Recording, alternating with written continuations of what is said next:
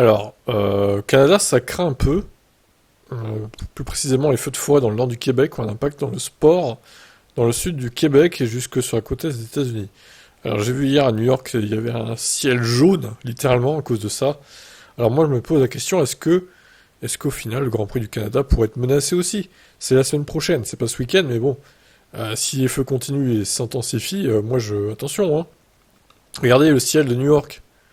Horrible, horrible, quoi. On dirait une ville totalement polluée, là. Une ville apocalyptique. Oh là là, quelle horreur. Bon, alors, je vous passe le début, parce que ça parle du baseball. Voilà, on s'en fout un peu, pour être honnête. Nous, ce qui nous intéresse, c'est la F1. La faible qualité de l'air des derniers jours a même poussé la mairesse de Montréal, Valérie Plante, à lancer l'idée d'une réflexion sur le Grand Prix de Formule 1. Celui-ci sera présenté dans un peu plus d'une semaine. Le timing est donc bon pour discuter d'un sport qui cause des émissions polluantes. Cela dit, il n'est pas question que le Grand Prix soit remis ou annulé. La mairesse n'est pas allée jusque-là.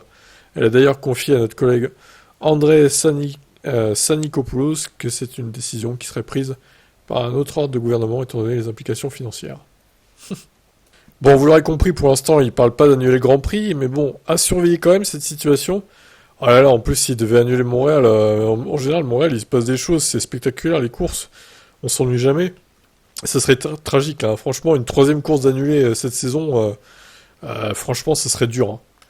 Ça serait dur, hein. J'espère que ça ne sera pas le cas, hein. Bon, affaire à suivre, en espérant que les feux se calment, évidemment. Je vous laisse commenter.